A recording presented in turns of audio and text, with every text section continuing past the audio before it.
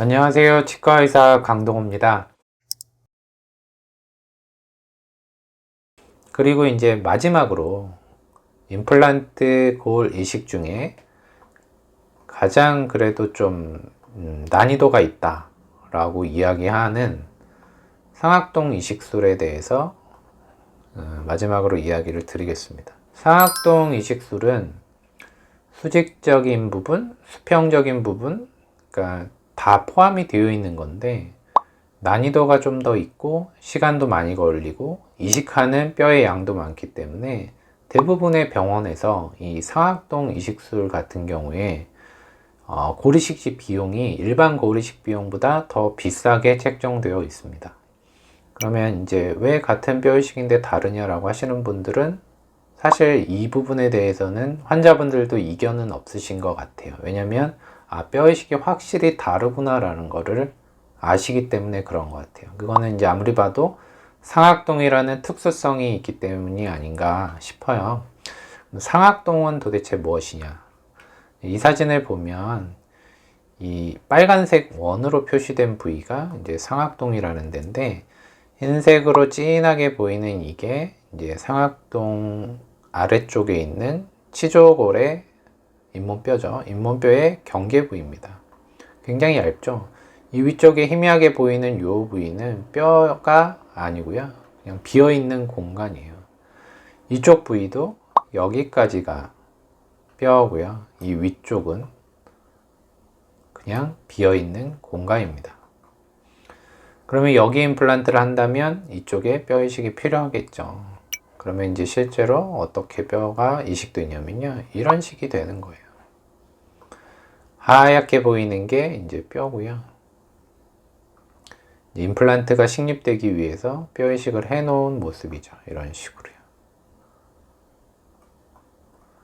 그러면 이러한 술식은 어떻게 뼈를 넣길래 위쪽, 우리가 보통 얘기하는 잇몸뼈의 이 수직적인 높이를 높이는 이 부위도 아니고 측면에다가 뼈 이식을 하는 그런 부위도 아니고 이 안쪽으로 넣는데 이쪽은 뭐 코 쪽 아닌가? 이쪽은 광대뼈 쪽인데 이쪽에 뼈 이식을 어떻게 하지? 라는 측면에서 살펴보면요.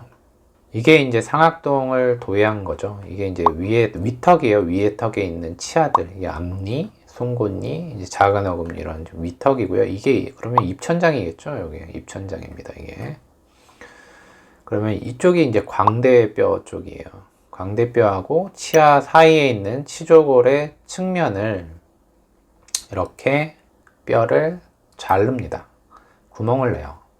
그래서 구멍을 내서 이 뼈를 이런 식으로 밀어 올리기도 하고 떼어내 버리기도 합니다.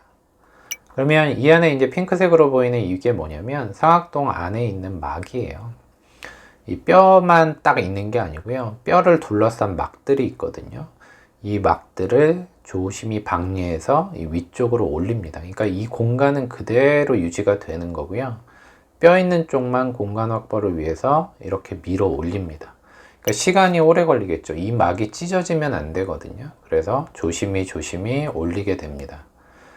그러면 이쪽에 빈 공간이 생기잖아요. 우리가 이제 임플란트를 이쪽에 심어야 되는데 이 안쪽에 공간을 만들기 위해서 이렇게 방리를 하고 막을 방리하고 뼈를 분리해서 공간을 만들면 이 자리에 이제 이식을 해야 되니까 거기에 이제 이식제들을 넣습니다. 그게 이제 이쪽에서 보시는 이런 모습이죠. 이게 아까 말씀드렸던 막이고요. 이게 이제 입천장 쪽이겠죠. 이게 이제 분리한 뼈고요. 이 뼈를 이렇게 들어 올려서 막을 방리하고 빈 공간에 이 이식제를 채워 넣습니다. 꽉 채워 넣어요. 그러면 이 이식제가 똑같습니다. 4달에서 5달 정도 지나면 어느 정도 단단해집니다. 이게 좀 단단해야 임플란트를 심을 수가 있거든요. 그래서 이게 단단해지면 이런 식으로 임플란트를 식립을 합니다. 이렇게. 그렇게 해서 또 아까 이야기 드렸던 뭐 한 3달 정도 더 기다려요. 뭐 더 기다리는 경우도 있고요. 그러면 이제 치아를 이렇게 달고 치료를 끝내게 되는 거죠. 이 방식 같은 경우에는 여기서 4달, 뼈 이식을 하고 4달에서 5달 정도를 기다렸다가요. 임플란트를 심고 또 석 달에서 넉 달을 기다립니다.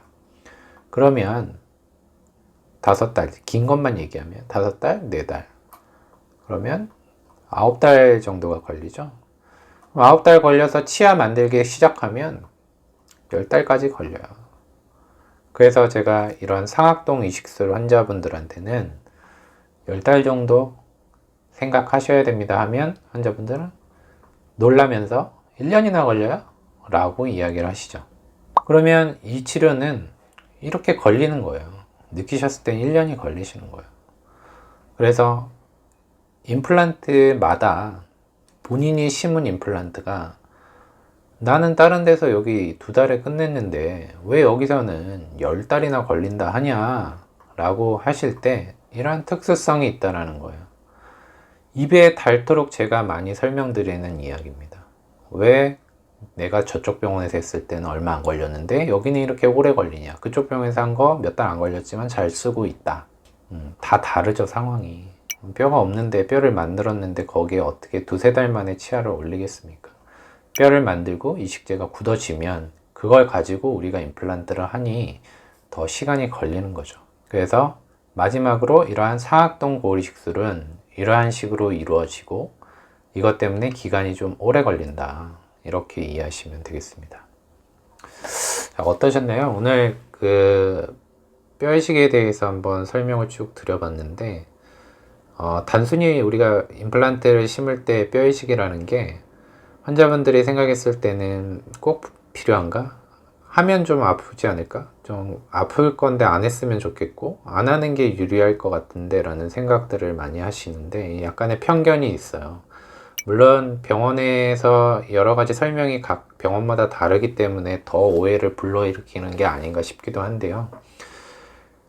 상황이 다 다릅니다.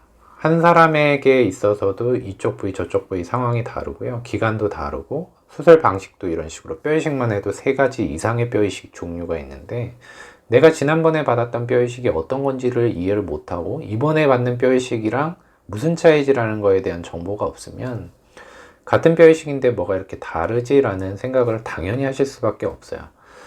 그래서 본인이 치료받는 부위에 어떠한 시술이 들어가는지 또는 어떠한 결과가 예상되는지에 대해서는 좀 이해를 하시고 치료를 받으시는 게